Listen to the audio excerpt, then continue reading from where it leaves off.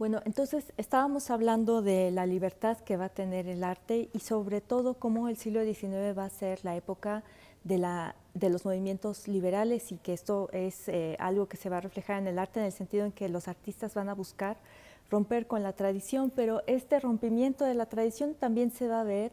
en el pensamiento de la época y es aquí cuando van a surgir las corrientes ideológicas más importantes y que van a servir además para hacer, digamos, un siglo XX que se va a recargar mucho en estas tres ideologías que serían fundamentalmente el marxismo, la anarquía y el comunismo. Hablábamos entonces de las tres principales corrientes ideológicas a finales del siglo XIX que van a tener un papel preponderante en el siguiente siglo, es decir, el marxismo, el comunismo y el anarquismo.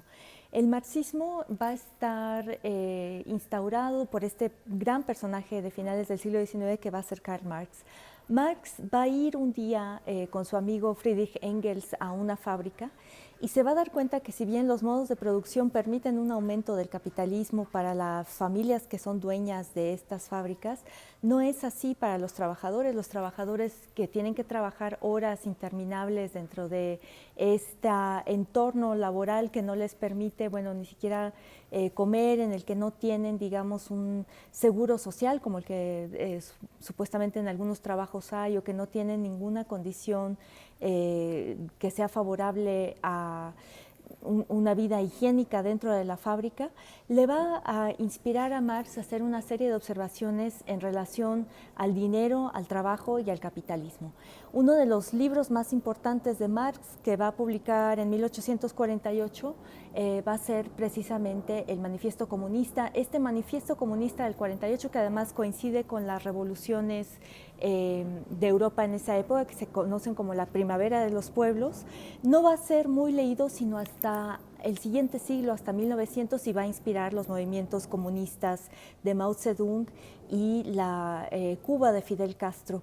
El libro en donde él va a expresar como todas estas observaciones que está haciendo acerca del capitalismo va a ser precisamente El Capital de 1864, en donde él va a hablar precisamente de la desigualdad social y de las condiciones infrahumanas de trabajo que tienen estas personas que reciben un salario mínimo a cambio de un sacrificio de sus vidas. Además habla del Enfremdung, que sería la enajenación de los trabajadores, es decir, son trabajos repetitivos que no tienen ningún estímulo intelectual para los trabajadores y que generan una cierta pérdida de la humanidad, es decir, la gente empieza a ya no sentir o a ya no pensar en ninguna otra cosa más, sino hacer un trabajo que es automático. Anarquista, que es un poco más difícil de explicar porque depende mucho de los países y de las consideraciones que se tenga, pero esencialmente el anarquismo lo que haría sería rechazar el Estado y cualquier forma de tutelaje, es decir, estarían buscando la liberación del hombre y de esta explotación industrial del que están siendo víctimas los trabajadores. El comunismo sería un poco la parte que Marx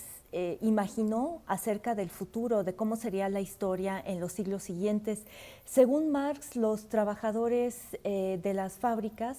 se unirían en un cierto punto en el futuro para tener mejores condiciones laborales y sobre todo el problema sería que estas fábricas harían especies de monopolios del trabajo y dejarían a los artesanos y a los campesinos sin ninguna posibilidad de poder trabajar, pero que este proletariado se uniría para poder luchar contra esto y entonces tendríamos un gobierno que estuviera hecho de proletarios, en donde no habría Estado y en donde las riquezas fueran comunes, en donde no hubiera propiedad privada y en donde todos tuvieran una posibilidad de participar en la sociedad dentro de condiciones que fueran más igualitarias. Este es el movimiento precisamente que en el siglo XX va a propiciar la China comunista y también Cuba. Ahora, para finalizar, tendríamos que hablar entonces de esta Europa que va a ser liberal y que esta liberalidad quiere decir varias cosas: libertad en el pensamiento, libertad en el arte, libertad científica, pero que tiene su antecedente en dos revoluciones que son anteriores al siglo XIX, que sería la Revolución Francesa, con la cual comienza a contarse el tiempo moderno, y la Revolución de los Estados Unidos. Estas diferentes formas de revoluciones van a generar a su vez movimientos nacionales nacionalistas, sobre los cuales hablaremos en el módulo siguiente, y tendríamos que terminar también por ver una fase unida de este liberalismo y del capitalismo. Es decir, el liberalismo va a permitir las ideas democráticas, pero también va a permitir una serie de ideas que tienen que ver con el colonialismo y con la posibilidad de tener más ganancias, en el sentido de tener ganancias cuando se intervienen países que son en donde se van a formar colonias. En ese sentido tendríamos también algo que es muy importante mencionar, y que es estos países que van a ser fundamentalmente Inglaterra, Alemania y Francia, van a entrar en una competencia feroz por tener precisamente la hegemonía mundial, y esto va a generar muchísimos problemas entre las potencias, muchísimos roces y una animadversión entre estos estados que va a explotar después en 1914. Por lo pronto, lo que vamos a tener también va a ser que este liberalismo va a generar las condiciones para un colonialismo que va a ser exageradamente inhumano y que va a ser el antecedente un poco de las guerras totales que van a ser en el siglo XX. Otra de las fechas que teníamos en la cronología va a ser precisamente esta conferencia de Berlín entre 1884 y 1885. La conferencia de Berlín es una situación, digamos, muy extraña dentro de la historia de la humanidad, porque va a ser la reunión de estas grandes potencias europeas que se van a repartir África como la que conocemos hoy día, sin que haya ningún miembro de la comunidad africana que esté representado en esa conferencia. Es decir, esa conferencia lo que hace es dividir el territorio entre las potencias, y el 70% de esa división es la que existe hoy en día en África. También a partir de este momento es donde vamos a ver que cada vez hay más situaciones en donde hay una proliferación del racismo. Todas estas ideas científicas de las que hablamos, toda esta, digamos, libertad de pensamiento va a generar que también haya una libertad en cuanto a cómo aplicar las teorías racistas. Y para los europeos del siglo XIX, sobre todo para los alemanes, va a ser muy fácil decir que la raza superior va a ser la raza blanca, que tiene que llevar la alfabetización y el capitalismo a los lugares en donde no hay este desarrollo, y vamos a tener el primer genocidio de la historia que va a ser el exterminio del 80% de la población de los hereros en África. Se considera una de las situaciones más terribles que se vivió de guerra en el siglo XIX. Y también tendríamos que pensar si el colonialismo no fue de alguna manera